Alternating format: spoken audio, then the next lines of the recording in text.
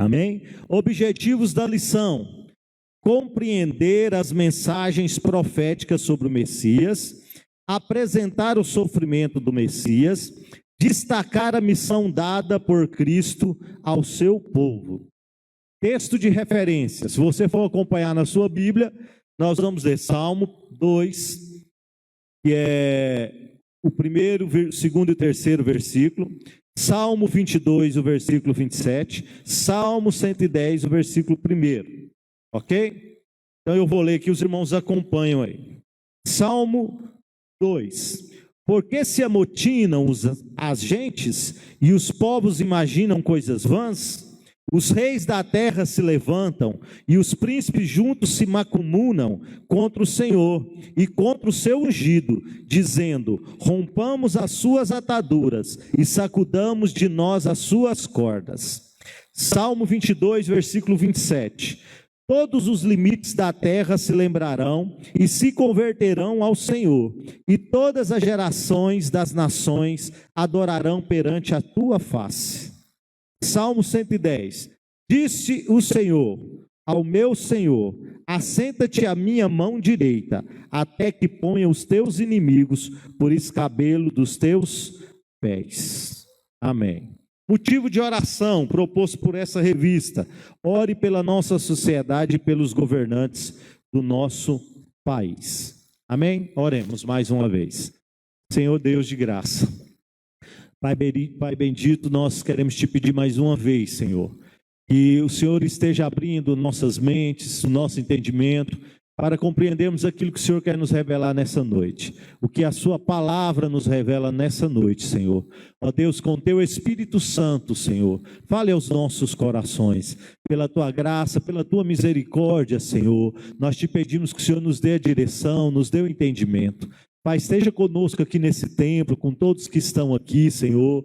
Ó Deus, esteja com aqueles que estão nos seus lares também, que todos sejamos visitados pelo Teu Espírito Santo, Senhor. Que o Teu Espírito Santo nessa noite nos conforte, nos console, nos corrija, Senhor, nessa noite. Nós te pedimos, ó Pai, em nome de Jesus. Amém. Amém. Pois aí, Salmos, uma referência para a vida de adoração e oração do cristão. Irmãos, na verdade, se a gente estivesse acompanhando a revista conforme o trimestre já foi, nós estaríamos numa lição lá mais na frente.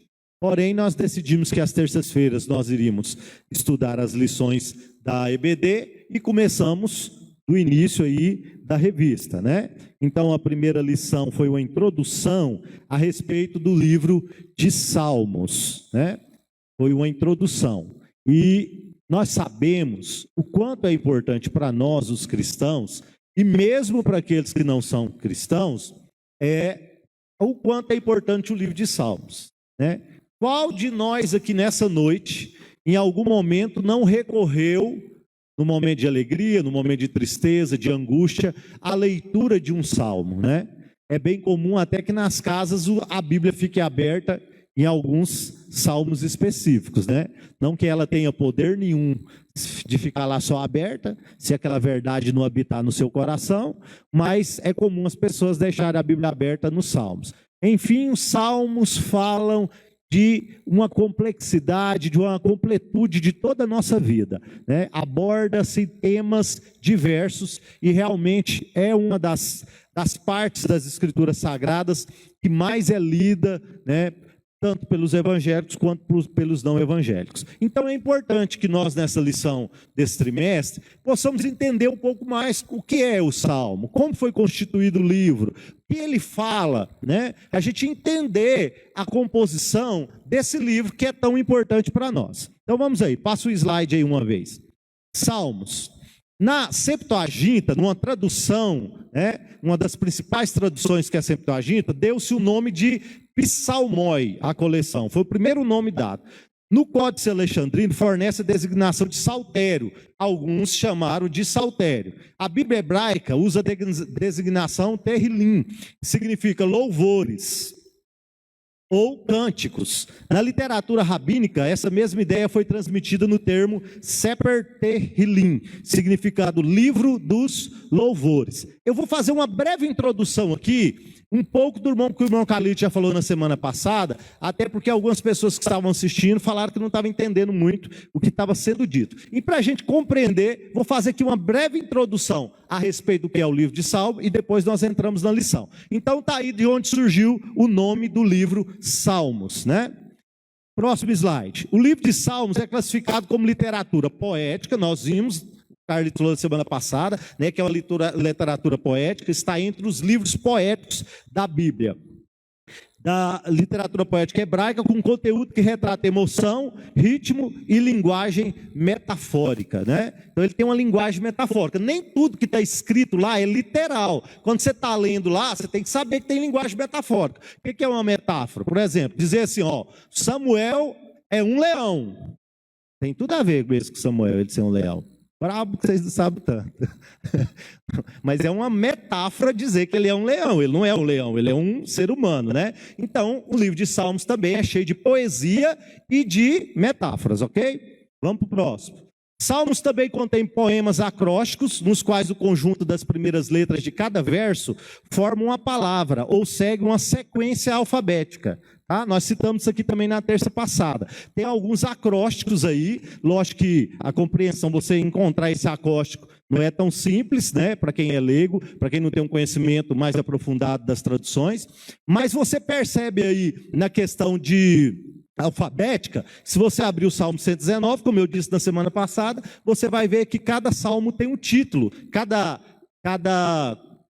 estrofe tem um título. Abra aí na sua Bíblia o Salmo 119, rapidinho. Qual que é o maior livro maior salmo? Qual é o maior salmo? 119, né? Abra aí o Salmo 119. Vê aí se em cada estrofe tem um título antes da estrofe. Tem aí um título? Cada título desse está na ordem do alfabeto hebraico, tá? Então aí, cada título é uma letra do alfabeto hebraico. Então, você vai lendo aí, na primeira estrofe tem um título, é a primeira letra do alfabeto, segunda estrofe, segunda letra, e vai falar todo o alfabeto hebraico aí, tá? São algumas curiosidades. Outra característica, próximo slide, do Salmo são os refrãos. Refrão é a repetição de uma frase ou uma forma, trata-se de um modo de combinar e organizar o pensamento. São muitos refrões aí, como que músicas mesmo, cânticos, né, presentes no livro de Salmo. Próximo slide, a esfera de ação. Os Salmos cobrem um período de cerca de 1000 anos da história de Israel. Júnior, em quanto tempo foi escrito os Salmos? Por quem foram escritos os Salmos? Olha, tanto que é interessante, que é num período de mais de 1000 anos, ou de aproximadamente 1000 anos, que foram escritos os Salmos. Ele não é um livro que um autor chegou, sentou e escreveu ele todinho. Não, ele tem vários autores e foi escrito desde Moisés até o período do exílio babilônico. Cerca de 1000 anos o Salmo foi escrito por diversos autores diferentes e em um momento eles foram reunidos num só livro, tá bom? Temos o Salmo de Moisés, que é 1445 a.C., e aqui já é interessante, porque se é 1445 a.C., e nós vamos mostrar que ele já falava de Cristo, você vai ver o tamanho da profecia, 1445 a.C. E temos salmos do período pós-exílio, escrito após o cativeiro da Babilônia. A maioria dos salmos foram escritos por volta de 1000 anos antes de Cristo, sob a influência e ordem de Davi. Todos os salmos foram escritos por Davi? Nós vamos ver que não. Próximo esboço. Aqui a gente vai ver uma divisão dos livros aí de salmos, a divisão do livro de salmo, né? Você vai ver aí, ó, livro 1, de 1 a 41, cânticos de louvor, são os capítulos. Livro 2, de 41 a 72, na verdade não são nem chamados capítulos, nós vamos ver isso daqui a pouco, é do Salmo 42 ao 72, cânticos voltados para a nação de Israel, do 73 ao 89, cânticos voltados para a nação de Israel, do 90 ao 106, chamado o livro 4, cânticos de louvor, o livro 5, do 107 ao 50, cânticos de louvor. Quando você pega outros livros da Bíblia, os temas são sequenciais, quase sempre sequenciais. Tem um capítulo, tem outro capítulo, e aí você vai acompanhando aquele tema sequencial. como nós já dissemos, o livro de Salmos não é assim, né? Ele é um livro escrito por diversos e cada capítulo traz a sua mensagem. Não necessariamente tem uma continuidade. Próximo, os autores. Quem são os autores? Olha aí, ó. Davi escreveu aproximadamente 75, Asaf 12, os filhos de Coré 10, Salomão 2, Moisés 1, Emã 1, Etã 1. E não sabemos quem ele usou para escrever os outros 50. Aproximadamente 50, não tem uma designação de quem é o autor. Quando eu era menino, eu tinha na cabeça que tudo era Davi. Né? Não sei se alguém aqui tem essa concepção, ou já teve essa concepção. Aí um dia estudando eu descobri que não era só Davi, tudo eu achava que era Davi que tinha escrito. Próximo, dica importante, o livro de Salmos não é dividido em capítulos, olha o que eu disse. Cuidado para não cometer esse tipo de erro. Irmãos, por favor, abra sua Bíblia no capítulo 126 de Salmos, por exemplo. Né? Não é assim que se diz, não tem capítulo. É Salmo, primeiro, Salmo, segundo, Salmo, terceiro, Salmo 10, Salmo 20, Salmo 30, tá? Não é capítulo, ok? Então, não se deve dizer isso. E também é o Salmo, né? O conjunto você chama de Salmos. Mas se você for falar, vamos ler os Salmos 126, está errado. Vamos ler o Salmo 126. Próximo. Pronto, passou aí a introdução, as curiosidades, um pouco daquilo que foi falado na primeira aula sobre o livro de Salmos. Agora nós vamos para a lição de hoje. Jesus Cristo e missões nos Salmos. Jesus Cristo e missões nos Salmos. Nós já lemos aí o texto áureo. Deus meu, por que me desamparastes? Por que te alonga das palavras do meu bramido e não me auxilias? Salmos 22, versículo 1. Verdade aplicada, os salmos também testificam acerca de Jesus Cristo, sua obra e o plano divino de alcançar os povos para que todos o adorem. A lição de hoje é mostrar a presença de Jesus Cristo dentro do livro de Salmos. Jesus já tinha nascido, irmãos? Não. Jesus não tinha nascido. São vários séculos para o nascimento de Jesus. E os salmos já mostram, seja diretamente ou tipologicamente, Cristo presente ali nos salmos, tá? Então, pode ser diretamente ou uma tipologia, uma fala que você lê, não está diretamente falando a Cristo, mas faz referência a Cristo. E é isso que nós vamos ver na lição de hoje. Objetivos da lição: compreender as mensagens proféticas sobre o Messias, apresentar o sofrimento do Messias, destacar a missão dada por Cristo ao seu povo. Os textos de referência mais usados nessa lição: Salmo 2, Salmo 22 e Salmo 110, com seus respectivos versículos aí. Ok? Vamos para frente, pode pular aí motivo de oração, introdução. Nessa lição, estudaremos os salmos messiânicos e missionários, destacando a mensagem profética, o sofrimento, o triunfo de Cristo e o propósito de Deus para todos os povos. Próximo slide. Muito bem. Então, nós queremos mostrar aqui, nessa lição, o autor quis mostrar nessa lição, a presença de Jesus Cristo nos salmos. Gente, primeira coisa que eu queria abordar aqui nessa introdução é essa pergunta aí. Jesus é um revolucionário? Jesus foi apenas um profeta? É comum você ver algumas pessoas querendo colocar sobre Jesus essa figura de que apenas ele foi um revolucionário que passou pela terra. E que tiveram outros grandes revolucionários que passaram pela terra. Outros profetas, outros homens de bem que passaram pela terra. Recentemente eu ouvi isso de uma pessoa, né? Que Jesus era um revolucionário. Meus irmãos, a Bíblia não retrata Jesus como um revolucionário político. Jesus não estava preocupado com a política da época. Jesus não veio para enfrentar governo terrestre, para bater de frente com Herodes, para bater de frente com César. Não, essa não era a preocupação de Jesus Cristo. Ora, outras pessoas querem fazer essa imagem de Jesus. Não, Jesus veio, bateu contra Roma, brigou com César. Gente, esses dias eu disse para alguém, olha, a única referência na Bíblia que fala que Jesus se referiu a César foi quando ele mandou entregar a César o que era de César. Ele está brigando com César. Ele está dizendo, obedeça às leis terrenas. Jesus obedecia às normas e às leis terrenas. Jesus, se você quiser chamar ele de um revolucionário, é no âmbito espiritual. No âmbito espiritual ele foi um revolucionário. Ele veio com a intenção de trabalhar a vida dos homens no sentido espiritual. Não aceite essa coisa de que Jesus foi um revolucionário político, porque não tem base bíblica para isso. A prova de uma das provas que eu já disse, de que ele mesmo falou que deveria dar a César o que era de César. Jesus não é um comunista, um revolucionário. Mas Jesus ensinou muita coisa sobre fazer atitudes de benefício ao próximo, obras sociais. Deixa eu te dizer uma coisa, Jesus ensinou todas essas coisas como fruto da transformação espiritual.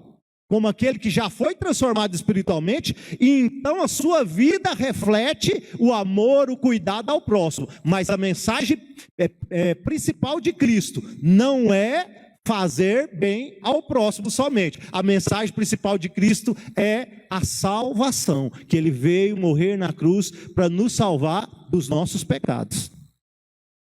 Então, o bem que Ele ensina, o amor ao próximo, o cuidado, as obras sociais que ele ensina, não são a principal mensagem de Cristo. Elas são o resultado da transformação que Cristo faz no coração do sujeito.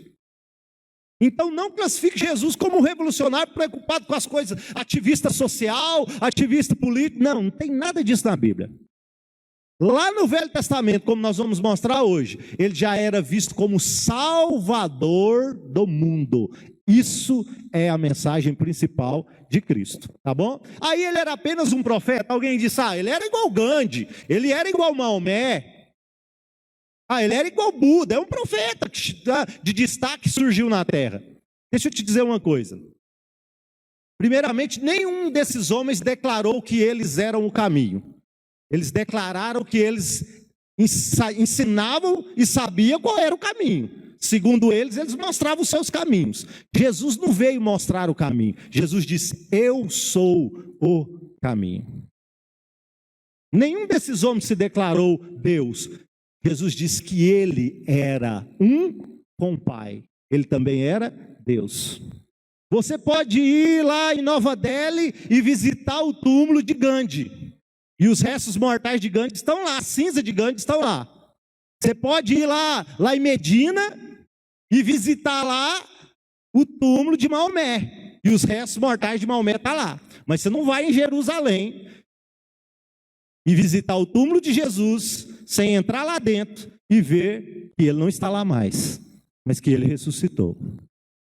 Jesus dividiu a história da humanidade. Não há nem de longe comparação de Jesus com Maomé, com Gandhi, que foram homens de grande representação. Gandhi foi um ativista, um pacifista extraordinário, mas nada se compara a Jesus. Jesus dividiu a humanidade. O Ocidente todo é influenciado por Cristo. A contagem dos nossos dias é a partir do nascimento de Cristo. Ele marcou a humanidade. Então nada se compara. Até o islamismo fala que Jesus é um profeta. Os muçulmanos, eles não desprezam Jesus. Ao contrário, eles admiram a Jesus. Eles reconhecem que é um profeta, mas não como um filho de Deus. Não como filho de Deus. Jesus disse, não, você tem que comer da minha... Domingo nós fizemos isso na ceia. Você tem que comer da minha carne, beber do meu sangue, para que você tenha vida. Você tem que se alimentar de mim. Ninguém se declarou dessa forma. Então Jesus não se compara com isso. Ainda tem as profecias, ainda tem quando você lê na Bíblia, principalmente, por exemplo, Evangelho de João, capítulo 1, no princípio era o verbo estava com Deus. Algumas passagens bíblicas mostram a presença de Jesus desde a criação. O Velho Testamento, muitas passagens apontam para Jesus, não é só Salmos, diversas passagens apontam para Jesus, desde o sacrifício do Cordeiro. Apontam para Cristo. Então as profecias, a história, mostram a finalidade da vinda de Cristo, qual era a sua missão. E que ele estava presente lá na criação, com o Pai ele já estava presente. Então ele é o eu sou, ok? Então não é apenas um revolucionário, um ativista, um cara que fazia o bem, não é isso. Ele é o Filho de Deus. Ele perguntou para os seus discípulos: ei, vocês quem dizem que eu sou? E Pedro rapidamente disse: tu és o Cristo, Filho do Deus vivo. Jesus falou a Pedro: daí foi o Deus que te revelou, não veio de você não. Isso foi revelado a você. Ok? Então vamos para frente. Agora entrando na lição de hoje. Ponto 1, profecia nos salmos messiânicos. Próximo slide. O Salmo 2, escrito por Davi, relata 3 profecias a respeito do Messias. Então, o primeiro ponto da lição vai falar de 3 profecias no livro de Salmos que fala sobre o Messias. Primeiro, a revolta da nação e do povo contra o ungido de Deus. Acompanhe na sua revista. O Salmo 2 começa com a seguinte indagação: por que se amotinam as gentes e os povos imaginam coisas vãs? A palavra amotinar significa enfurecer-se, revoltar-se, percebe-se no contexto que essa revolta é generalizada, independente da posição ou classe social do indivíduo. A revolta não será apenas dos povos, mas dos reis e príncipes em conluio, e são direcionadas ao ungido de Deus. Então, primeira coisa, o Salmo vai dizer, o Salmo 2, esse amotinar, porque se amotinam as gentes e os povos imaginam coisas vãs. Aí está fazendo uma referência à não aceitação dos homens, ou pelos homens, da figura de Cristo. Então o primeiro ponto é a revolta da nação e do povo contra o ungido de Deus. Na segunda página você vai ver aí: portanto, Cristo enfrentaria uma forte oposição. Tem 2 versículos aí. Um fala da cura da mulher que estava encurvada. Quando Jesus curou a mulher que estava encurvada, e os fariseus ficaram revoltados com Jesus: você não pode curar dia de hoje, tem que ser no sábado, não pode ser hoje. E ali eles começam a trabalhar contra Jesus. Outra passagem que está em Atos 4, versículo 27 e 28, vai falar da união de Herodes, Pilatos e os fariseus contra Jesus. Então lá no Salmo 2, já fazia uma tipificação, uma figura do que seria essa perseguição a Jesus. Vamos lá no Salmo 2? Se você puder abrir sua Bíblia aí no Salmo 2, apesar que os primeiros versículos aí nós vimos, na revista mesmo, Salmo 2, lá na leitura que nós fizemos. Porque se amotinam as gentes e os povos imaginam coisas vãs, os reis da terra se levantam e os príncipes se mancomunam contra o Senhor e contra o seu ungido, dizendo: rompamos as suas ataduras e sacudamos de nós as suas cordas. Quem tem a figura bíblica do ungido? Jesus Cristo. Então lá já há uma palavra direcionada que os povos levantariam contra Jesus. Se você ler aí, por exemplo, no livro de Daniel, capítulo 9, versículo 24 ao 26, vai fazer a referência de Jesus como o ungido. Na revista tem um comentário que diz assim: no contexto atual, é notória a revolta dos governos, grupos e comunidades contra Cristo, o ataque direto aos valores cristãos, a morte e a tortura de missionários cristãos são exemplos claros da revolta contra Cristo. Irmãos, nós aqui, do Jardim Olímpico, no Brasil, a gente falar dessa revolta contra Cristo, um país que é católico e já é quase protestante, tem um grande número de protestantes, é um pouco difícil você perceber isso. Mas quando você vê o trabalho de missões aqui na Santa Ceia, quando você lê sobre a janela 1040, os países onde há a maior perseguição religiosa no mundo, você vai entender o que foi essa profecia das nações e dos povos levantarem contra a figura de Cristo. Há países em que você não pode citar o nome de Cristo, você corre o risco de ser preso e até ser morto. Quantos missionários nossos que estão hoje em países fechados, por exemplo, Coreia do Norte, Afeganistão, China. Aqui na América do Sul nós temos a Colômbia, um dos países de maior perseguição aos evangélicos.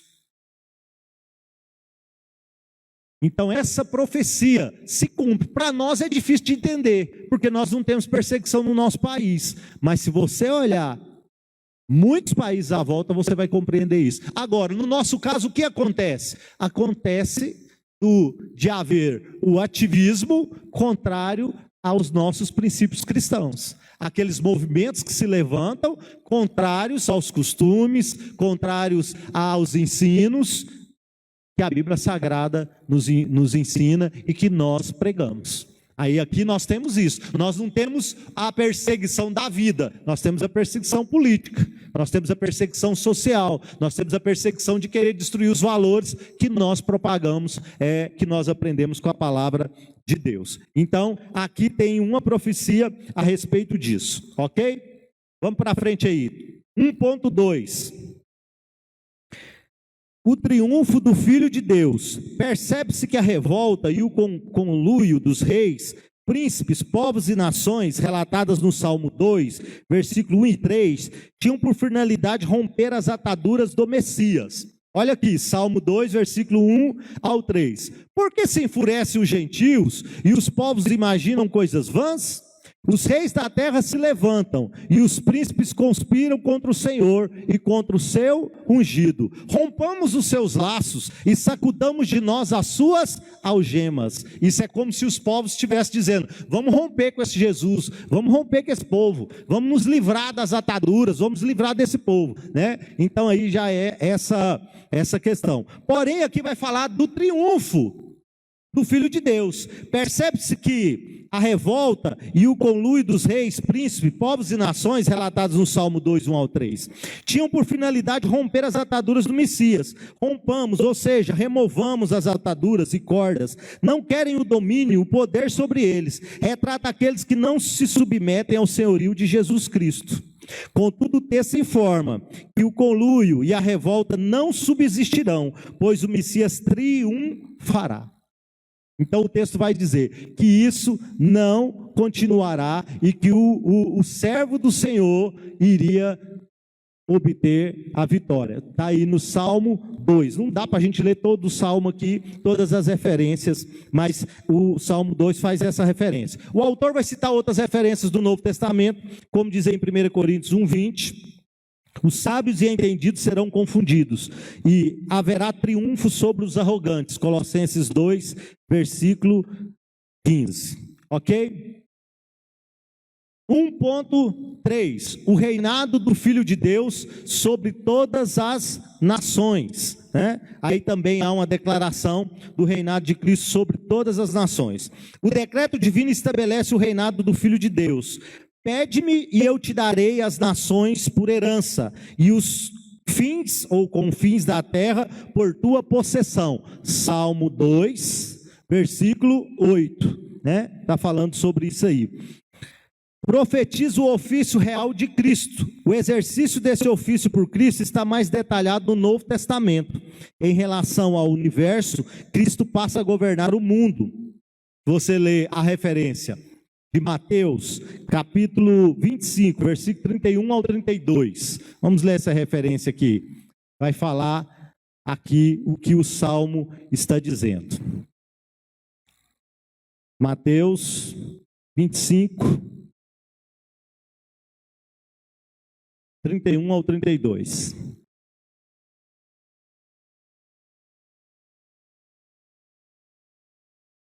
Quando vier o Filho do Homem na sua majestade, e todos os anjos com ele, então se assentará no trono da sua glória.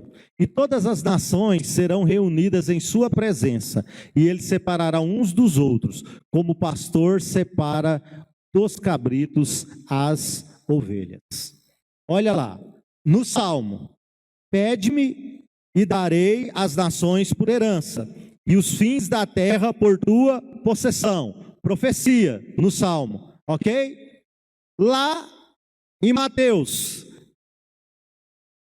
já com Jesus, Quando vier o Filho do Homem na sua majestade, ou seja, na sua vinda, aqui é antes da sua morte, quando ele vier na sua segunda vinda, o Filho do Homem na sua majestade e todos os anjos com ele, então se assentará no trono de sua glória, e todas as nações serão reunidas em sua presença, e ele separará uns dos outros, como o pastor separa dos cabritos as ovelhas.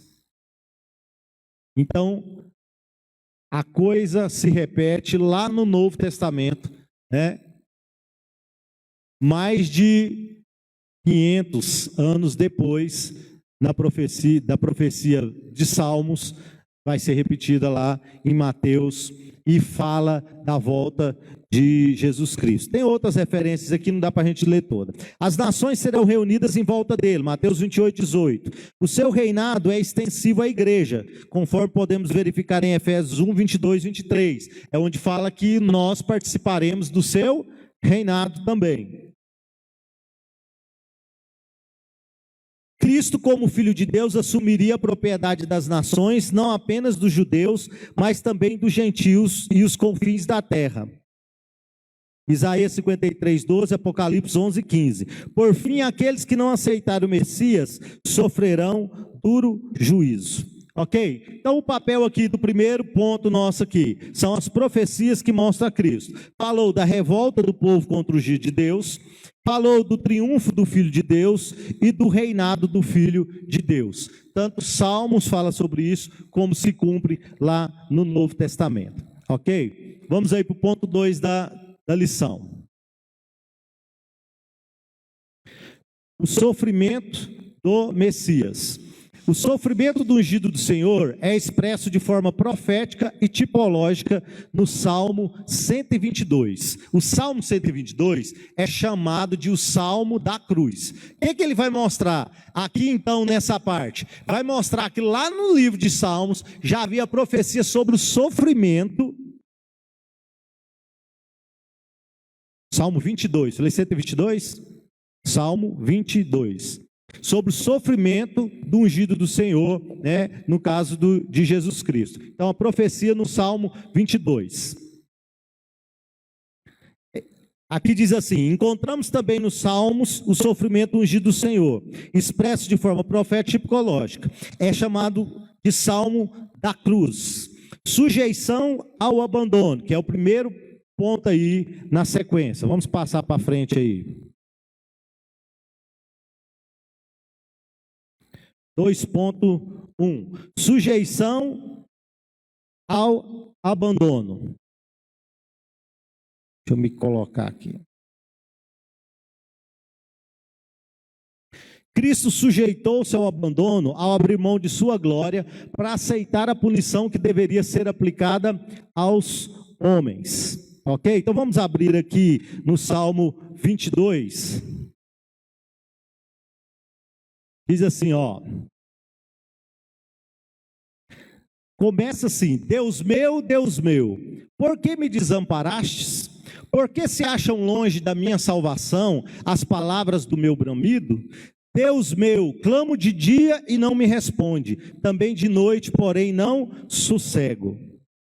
De que os irmãos lembram dessa passagem? Olha que é o versículo 1 do Salmo 22 aí. Deus meu, por que me desamparastes? Por que se acha longe de minha salvação as palavras do meu bramido? De que vocês lembram dessa fala? Alguém lembra? Continuidade está aí, né? O que Jesus disse lá na cruz? Jesus faz a referência ao mesmo versículo de Salmo. Jesus, quando está sendo crucificado, ele se sente ali então abandonado, que é o que está dizendo o ponto aqui. Ele se sujeita ao abandono. Os discípulos desapareceram, os amigos sumiram, a multidão que pedia pão e peixe desapareceu, a multidão que pedia milagres desapareceu, ficou um grupinho dos amigos mais próximos e sua mãe, dos discípulos mais próximos. Ele foi abandonado, e quando ele está na cruz, ele fala: Eloi, Eloi, ou Eli, Eli, lama sabachthani, que significa: Deus meu, por que me desamparaste? Então vai se cumprir o que está sendo dito em Salmo, lá na cruz, quando Cristo refere isso aqui. É como eu disse para os irmãos, nem todas são diretamente a Cristo, mas tipificam aquilo que aconteceu lá na frente. Aqui é uma referência mais direta, porque o próprio Cristo repete aquilo que o salmista já disse lá atrás. Então, sujeição ao abandono. Cristo sujeitou-se a um dos piores sofrimentos, o abandono. Cristo, no momento da crucificação, cita o Salmo 22, que é isso que nós acabamos de dizer. Eloi, Eloi, lama sabachthani. Cristo abre mão da sua glória para aceitar a punição que deveria ser aplicada aos homens, pois o pecado faz separação entre Deus e o homem. Cristo nos resgatou da maldição da lei, fazendo maldição por nós. Ele experimentou o abandono para morrer no nosso lugar. Agora você imagina ele sendo Deus. Porque às vezes a gente dá muita ênfase ao sofrimento, eu já disse aqui outras vezes, ao sofrimento físico de Cristo na cruz do Calvário. Ele foi terrível? Foi. Sim, lógico que foi. Se você assiste o filme Paixão de Cristo, você fica aterrorizado. Quem aqui já assistiu sabe o tanto que é forte as cenas do Paixão de Cristo. Eu assisti quando era jovem, quando surgiu o filme, e parece que a gente estava mais preparado para assistir. Esse dia eu vi um pedacinho e achei fortíssima a cena da crucificação de Cristo, né? Então realmente houve um sofrimento físico imenso em Cristo, houve. Mas isso é o principal? Não. Por quê? Porque outros também sofreram, já disse isso aqui outras vezes. Outros não sofreram como Cristo. Os discípulos também, alguns não morreram de forma muito trágica. Missionários morreram de forma trágica no mundo inteiro. Pessoas foram lançadas em fornalha, pessoas foram eletrocutadas. A história de discípulos de Jesus que foram queimados vivos, colocados numa banheira quente e jogados vivos dentro daquilo, numa banheira de aço quente, se queimando. Sofrimento físico somente não é o que justifica. O que mais nos interessa aqui é você pensar que quem passou por isso, primeiro, não merecia, mas tem muitos que não merecem também, missionários, por exemplo. Mas era o Filho de Deus, que a qualquer momento podia romper com aquilo tudo. E ele rompe, ele para, ele manda descer fogo do céu e queimar todo mundo. Ele não faz. O principal aqui, irmãos, é que é o Filho de Deus. O principal não é nós só pensarmos, nossa, a cruz furou sua cabeça, olha, furaram o seu corpo. Também. Mas o principal é pensar que é o Filho de Deus, sujeitando a isso, para que nós tivéssemos os nossos pecados perdoados. Ele podia acabar com aquilo a qualquer momento, ele tinha poder para acabar com aquilo a qualquer momento. Mas ele não acaba, ele vai até o fim, ele chega ao ponto de suar gotas de sangue e orar ao Pai, como nós vimos aqui, Deus meu, por que me desamparaste? Ele ora e fala, Senhor, se possível, passe de mim esse cálice. Olha o tamanho da obediência de Jesus. Ele não revolta e fala, eu vou meter um pé nesse cálice. Eu não vou cumprir isso por causa de uma cambada dessa aqui, não. Ele ora a Deus e fala, Senhor, se for a sua vontade, passa de mim esse cálice. Mas se não for, seja feita a tua vontade. Nós precisamos aprender com Cristo. Porque como menino mimados, nós queremos que seja feita apenas a nossa vontade.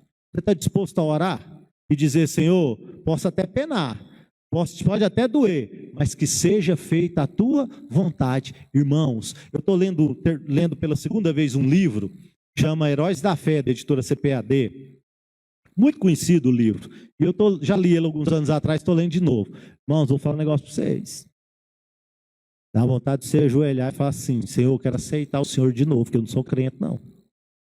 As histórias são impressionantes, de homens que deixaram seus maiores sonhos, homens que apaixonaram por países que não conheciam a Cristo, homens que apaixonaram por tribos que não conheciam a Cristo, deixaram planos de casamento já quase realizando, largam tudo. Ah, não, o pai é rico, tem grande, larga tudo, vai para a floresta para levar mensagem para os índios que estão perdidos. Homens que apaixonam, tem um caso de apaixona pela Índia e larga tudo, seu país. Há casos de missionários que morrem com 20 e poucos anos. oferecendo sua vida a Cristo. Aí nós vivemos num país livre como esse, e achamos que é muito culto no meio da semana, é difícil ir para a igreja, é uma luta para ler a Bíblia, participar das reuniões, da oração. Falar do amor de Jesus ao próximo, então, ou dificuldade? Abrir a boca e falar num país livre do amor de Jesus a outras pessoas se torna tão difícil que quando você lê esse livro, Heróis da Fé, você fala assim: olha, eu sou um miserável mesmo, eu preciso aceitar Jesus de novo. Homens que deram a sua vida de forma extraordinária. Agora, no caso de Cristo, ele era o Filho do Deus vivo. O principal da mensagem é Deus morrendo em seu favor. E sabe o que eu acho interessante? Eu estava lendo sobre a passagem da ceia esse final de semana, e vendo que ele fala assim, que a passagem fala assim, que mesmo passando por isso tudo, Jesus, a Bíblia diz, que Jesus amou os seus. Além de morrer por nós, ele não morreu emburrado, ele não se entregou bravo, ele não se entregou desgramado desse povo. Ressuscitei, mas não quero nem ver a cara desse povo mais. O que eu tinha que fazer, eu fiz, resolvido. Mas a Bíblia fala que além de sofrer por nós, se entregar por nós, ele nos amou. Ele ainda saiu, ressuscitou, passou pelo sofrimento, levantou, encontrou com o povo e amou o povo, e levou ele à cruz. Então esse é o principal da história de Jesus, o Filho de Deus. Então, o sofrimento do Messias, o primeiro foi sujeição e abandono. Segundo, zombaria e desprezo. Salmo 22, versículo 6. Mas sou verme e não homem, opróbrio dos homens e desprezado do povo. É uma referência que é feita a Cristo. Zombaria e desprezo, mas sou verme e não homem, opróbrio dos homens e desprezado do povo. Denota-se na presente passagem o completo esvaziamento de si, comprovando o que o apóstolo Paulo fala em Filipenses 2, 6 e 7. Vou ler aqui a passagem, Filipenses capítulo 2, versículos 6 e 7. Pois ele, subsistindo em forma de Deus, não julgou com usurpação ser igual a Deus, antes a si mesmo se esvaziou, assumindo a forma de servo, tornando-se em semelhança de homens e reconhecido em figura humana. Ele se esvaziou de si mesmo, enfrentou zombaria e desprezo.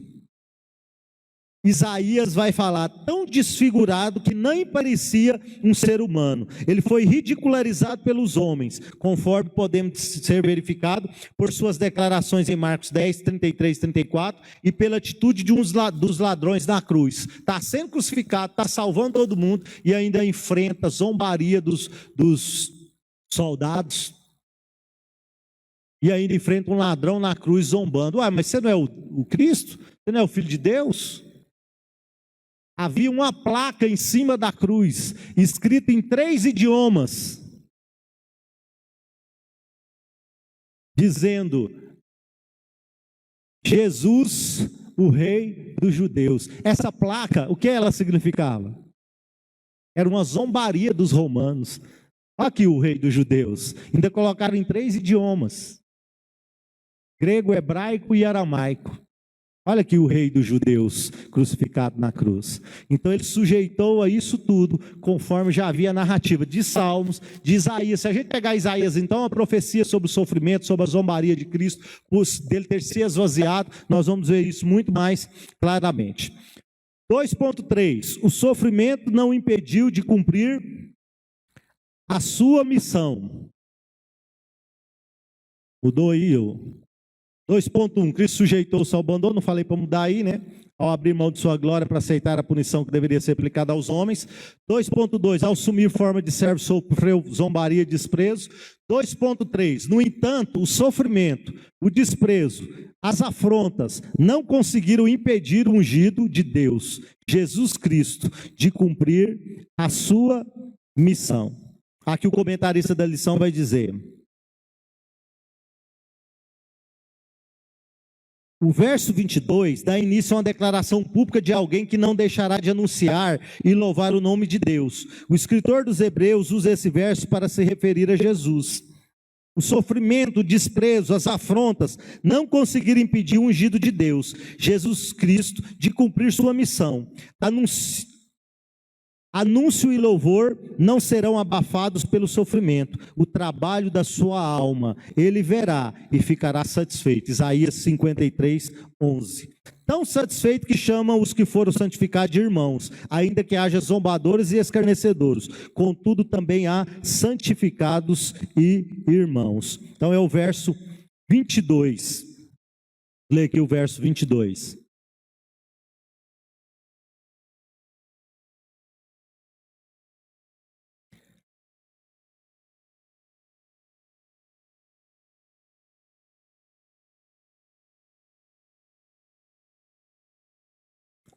A meus irmãos declarei o teu nome, cantar-te-ei louvores no meio da congregação.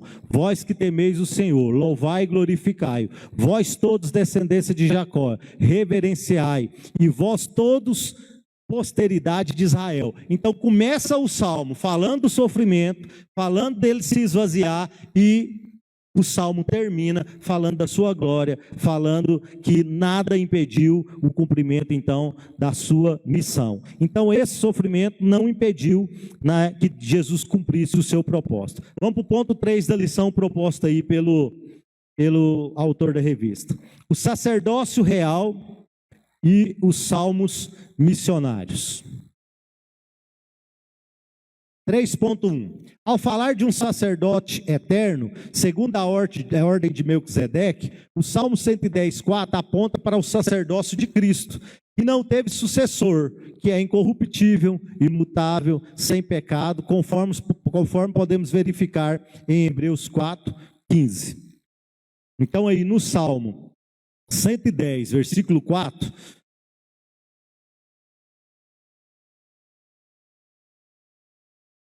vou abrir aqui Salmo 110, versículo 4.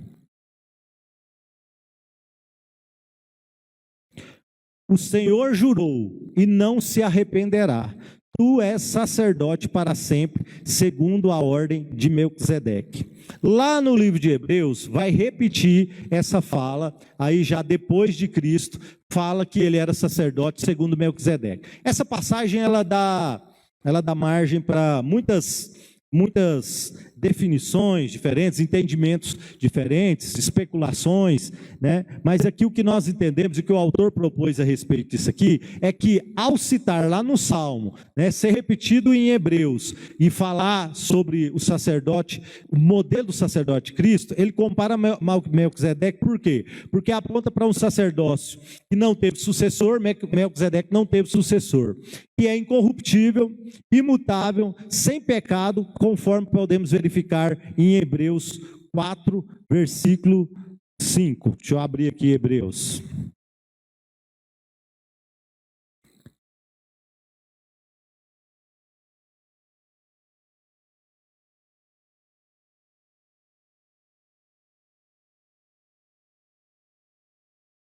Acho que a referência aqui eu não anotei, de pegar de novo aqui. 4,15, falei 5. Porque não temos um sumo sacerdote que não possa compadecer-se das nossas fraquezas. Antes, ele foi tentado em todas as coisas, a nossa semelhança, porém sem pecado. Então é um sacerdócio sem corrupção, sem pecado. Então compara-se a um sacerdócio do Velho Testamento, que no caso é Melquisedeque. O sacerdócio de Melquisedeque. Aí na lição também tem aí um comentário. Melquisedeque não teve sucessor, nem Cristo o tem. O sacerdócio dele é imutável. O sacerdócio de Cristo é incorruptível, sem pecado, conforme podemos verificar em Hebreus 4,15. Sofreu tentações, mas não pecou. E tendo cumprido a sua obra, foi recebida em cima nos céus. Ok? Vamos para o próximo ponto. 3.2.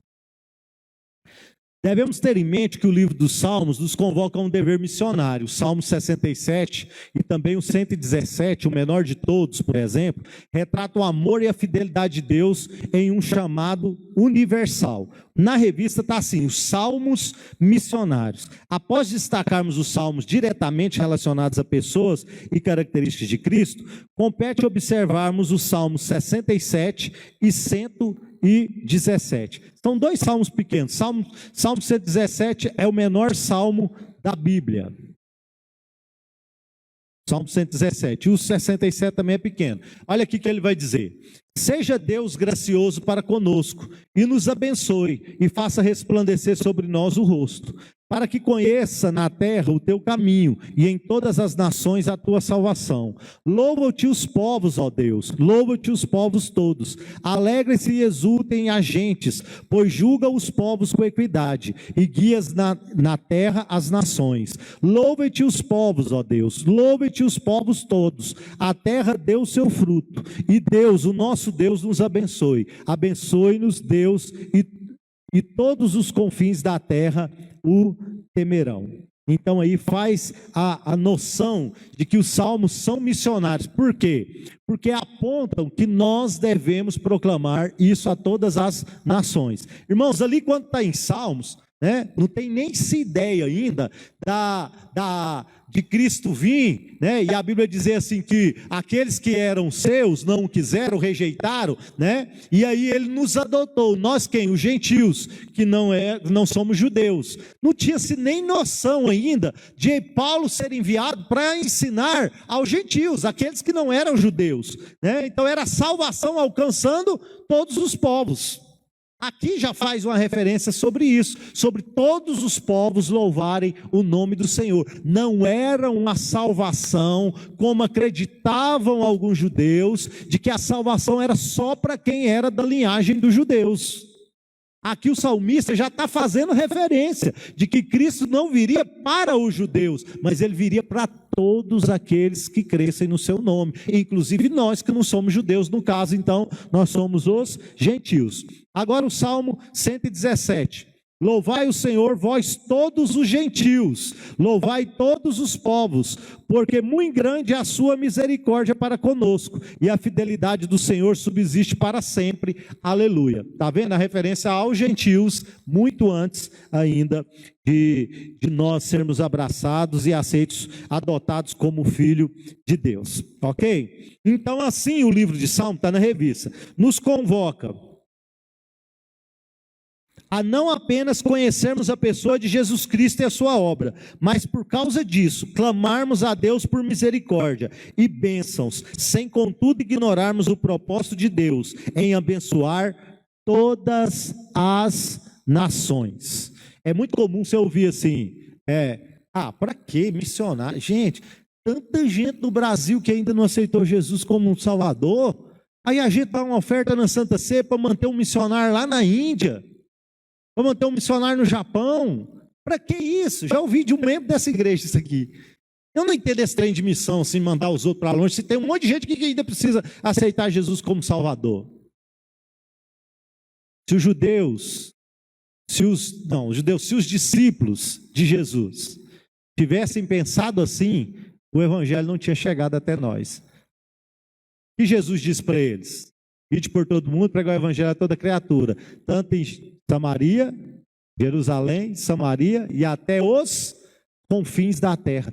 Se as pessoas, se os discípulos, os seguidores de Jesus, se os crentes de Atos dos Apóstolos, se Paulo pensasse dessa forma que nós pensamos, que alguns de nós pensamos, egoísta, o evangelho não tinha chegado até nós, irmãos. O evangelho só chegou até nós porque outros irmãos, mesmo estando numa nação que ainda não havia se convertido totalmente ao Senhor e nem se converteu, resolveram ir a outros povos e pregar o evangelho. No caso da Assembleia de Deus no Brasil, foram 2 suecos, Daniel Berg e Gunnar Wing. Carlito citou na semana passada. Se Daniel Berg e Gunnar Wing pensa assim, não, tem muita gente para ser salvo ainda na Suécia, tem muita gente para ser salvo nos Estados Unidos ainda, onde aconteceu o movimento pentecostal, vamos ficar só aqui. talvez hoje ainda, nós não seríamos o que nós somos como uma igreja, uma instituição, Assembleia de Deus. Deus levantaria outro, certamente. Mas fica claro que nós devemos sim investir, pensar naqueles que ainda não conhecem o Evangelho em outros povos, ainda que o meu vizinho ainda não tenha aceitado Jesus Cristo. Ontem aconteceu uma live de uma banda evangélica nova que chama, acho que é Sola Escritura, Projeto Sola Escritura. Se eu não me engano é isso. Mas uma das coisas que chamou atenção na live deles foi que a arrecadação não era direcionada para o Brasil. Não era direcionada para comprar cestas para distribuir nesse momento. Eles fizeram uma live para missões.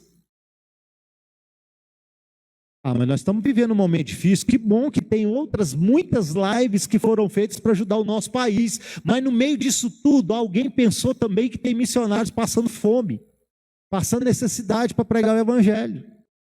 E fizeram uma live e toda a arrecadação foi para o campo missionário.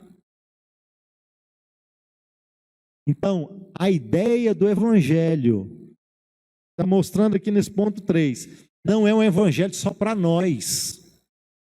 E vou mais além, a bênção que você recebeu da salvação, do milagre que você recebeu no seu corpo, do milagre que você recebeu na sua vida financeira, do milagre que você recebeu na sua vida sentimental, na sua vida emocional, Deus não te deu ela para ser só para você, é para que você use isso para alcançar os outros. A prova que você passou e Deus te livrou, não é para você ficar guardado dentro de uma caixinha, como um testemunho seu, e não conta para ninguém, não fala para ninguém. Não, as bênçãos que Deus nos deu, devem ser usadas para alcançar a outros. O seu testemunho deve alcançar a outros. O seu milagre deve ser contado para outros. A prova tremenda que você passou, que você achou que ia acabar a sua vida, e Deus te livrou e você está aqui hoje, ela precisa ser contada, ela precisa ser transmitida a outros. Essas bênçãos não são para a gente guardar numa caixinha e ficar ali só para nós. Oh, Deus é bom demais comigo, nossa, que bom que Deus fez. Egoísmo. Nós devemos compartilhar, contar. A alegria que você sente no Senhor, a paz que você sente nesse momento de tribulação, você tem que passar a outros. O Evangelho deve ser estendido a outros. Ele trabalha em nós para que através de nós ele alcance a outros.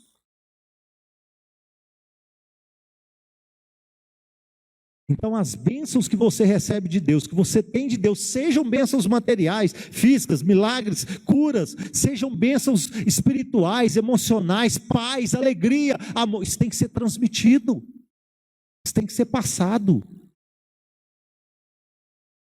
tem que alcançar outros. Eu estou vendo o irmão Irineu ali e lembrei, eu acho tão bonito o testemunho da Ilva. A Ilva conta que um dia o Morineu falou do amor de Jesus para ela com um problema físico, de visão tremendo, família toda contrária ao Evangelho, pelo menos aos evangélicos, né? Num ambiente totalmente diferente, né, Hilda? Ela sozinha, através da palavra do Morineu, ela vem para a igreja, aceita Jesus, recebe bênçãos do Senhor. E agora, quantos da família estão servindo ao Senhor?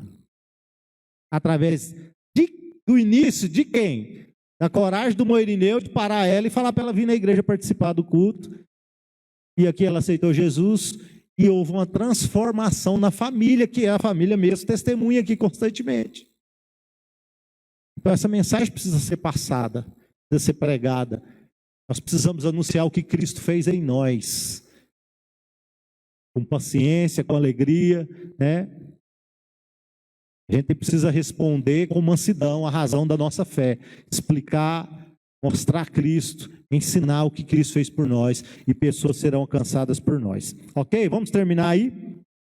Então, 3.2 são os salmos missionários, e 3.3, aqui no título da lição é que todos os povos louvem ao Senhor. Faz um pouco de menção do tema anterior. Aqui é reforçando que todos os povos deverão adorar a Deus. Aqui vai falar de Paulo, declarando, né? Aqui vai falar, esses salmos de louvor é o salmo do 113 até o salmo 118, são chamados salmos de louvores, salmos que repetem louvar a Deus, adorar a Deus, salmos de louvor a Deus. E aqui fala de todos os povos, e o autor termina a lição fazendo a citação de Paulo aos gentios, quando Paulo fala que a salvação é para todos, alcançou a todos. E a questão do louvor, meus irmãos, eu queria até falar sobre isso aqui para encerrar, que é a questão assim, olha, nós precisamos entender que o culto a Deus ele é completo. Ele é louvor, ele é palavra e ele é oferta. Nós encontramos essas três figuras na Bíblia. Ninguém deve desprezar o louvor. Eu gosto mais da palavra, esse povo canta demais nessa igreja, Deus me livre, tanto que canta. Eu quero ouvir mais a palavra. Ninguém deve tirar o tempo da palavra e pôr só louvor, só louvor, só louvor também. E ninguém deve deixar de ofertar na casa do Senhor, porque são três formas de nós cultuarmos a Deus. Hoje a ênfase é no louvor, porque o livro de Salmos é um livro de hinos a Deus. Os salmos são hinos, são cânticos, como nós falamos no início, são louvores a Deus.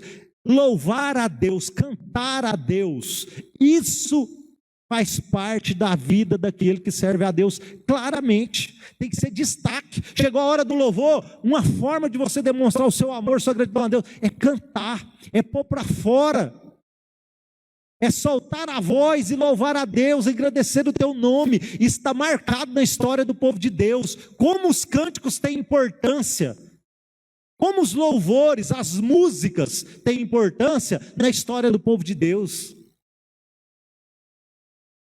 Então nós não devemos desprezar, né? E tem outra também, um louva de um jeito, um gosta de um ritmo, outro... Cuidado com esse negócio de achar que o meu louvor é mais perfeito que o outro. Hoje eu estava vendo nas redes sociais, até nessa mesma questão desse projeto Sola Escritura, algumas pessoas falam, isso que é música, não é esse worship que tem por aí não, né? Eu até comentei lá, não adiantou nada, o que aprendeu da mensagem se está desprezando o outro? Acha que a música dele que é a boa, do outro não presta. Não estou falando em conteúdo, mas em estilo. Em estilo musical, Deus não tem estilo, Ele não escolheu um estilo, não, eu só gosto de sertanejo. Não, eu só gosto de pagode. Não, Deus não tem estilo. Deus olha para aquele que louva com um coração sincero. Se é pentecostal, é pentecostal. Se é sertanejo, é sertanejo. Se é pagode, é pagode. Se é rock, igual eu assisti a live do Resgate de rock essa semana, show, top. Deus olha um coração quebrantado, um coração que louva verdadeiramente. Lógico que você não vai gostar de tudo. Você pode falar, não, Júlio, eu não gosto de rock. Amém. Mas não significa que o rock não louva a Deus. Não significa que o pagode não louva a Deus, né?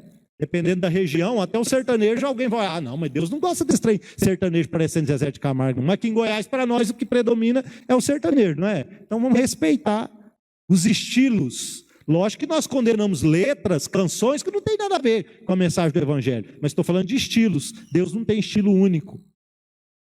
Mas o que eu quero finalizar é dizendo isso, da importância que tem o louvar, o cantar, o adorar a Deus através da nossa voz. Então encerra aqui essa lição, né, nesse momento. A próxima está aí, passa os slides aí, o Supremo Bom Pastor. Continuando aí na próxima semana, o Supremo Bom Pastor, livro dos Salmos aí, né?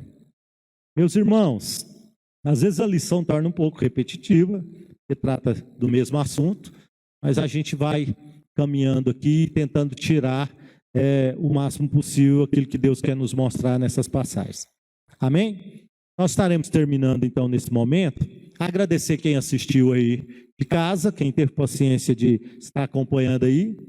E que Deus abençoe vocês. Não sei se deu certo o som. Deu, Juninho? Depois? Espero que o som realmente tenha melhorado aí, que a turma trabalhou aqui para que o som estivesse melhor hoje na nossa transmissão. Domingo, às 19 horas, nós estamos aqui de novo com o nosso culto de celebração a Deus. Você que está assistindo aí online, não deixe de participar conosco, 7 horas no domingo, ok? Vamos estarmos de pé? Pois não. Vem aqui falar, meu bem. A Érica vai dar um aviso aqui sobre o chá de berço da Michele. Irmãos, sexta-feira nós estaremos fazendo um chá de fralda para Michele diferente, né? vai ser, infelizmente nós não podemos nos reunir, mas também nós não podemos deixar de não abençoar a vida dela, né? A dela, da casa dela, né? Então, sexta-feira nós estaremos fazendo assim. Você compra a fralda, ou leva na casa da Meirinha, ou você pede o rapaz da farmácia para entregar na casa da Meirinha. Então, sexta-feira, durante o dia todo, elas estarão lá recebendo o pacote de fralda, ou o que você quiser dar, né? Mas como o chá é de fralda, então eu conto com a colaboração de todos os irmãos. E aí, o Juninho colocou aí na live, né, Juninho? O convitinho. Nós já colocamos lá no grupo da igreja também. Amém? Amém. Vamos estarmos de pé, orarmos para encerrar. O pastor Lázaro e a pastora Graça retornaram para a chácara. O pastor Lázaro esteve aqui no domingo, né? E retornou para a chácara mesmo no domingo. E estão lá ficando mais reservados nesse momento de pandemia. Não vão ficar lá direto, hora ou outra eles vão vir no culto, mas vão evitar o máximo estar aqui em Goiânia, constantemente aqui envolvidos com as coisas aqui em Goiânia. Então, nós continuamos aqui louvando a Deus, provavelmente eles estão assistindo, e se eles estiverem assistindo, um abraço para eles lá, que Deus abençoe. Vamos orar para encerrar. Deus abençoe a vida de você que está na sua casa também, todos que estão nos assistindo e de todos que aqui estão. Senhor Deus de graça, Deus, nós te louvamos, Senhor, pela tua misericórdia sobre as nossas vidas, Senhor. Obrigado por podermos nos reunir nessa noite, estudarmos a tua palavra. Ó Deus, que essas lições realmente venham nos trazer entendimento daquilo que o Senhor quer passar para nós, aos nossos corações, daquilo que a tua palavra tem nos revelado, Senhor. Eu te louvo pela presença de cada um dos irmãos que estiveram aqui conosco nessa noite, deixaram os seus lares, estão presentes aqui nessa noite. Eu te louvo pela vida de cada um, Senhor, que esteve no seu lar assistindo esse culto, essa live, esse ensino, ó Deus, que o Senhor esteja realmente cuidando do teu povo, Senhor, no meio dessa pandemia, que nós possamos, Senhor, aprender com tua palavra, levarmos, Senhor, a tua palavra aos necessitados, que a nossa vida, Senhor, seja a sua vida na terra, Senhor, que a nossa vida transpareça a tua presença, que a nossa vida seja a sua carta para esse povo, ó Deus, que possamos levar a tua mensagem através das nossas vidas, das nossas atitudes, do nosso falar, Senhor, que a tua bênção acompanhe o seu povo por onde estiver, em nome de Jesus nós te pedimos, em nome de Jesus, amém.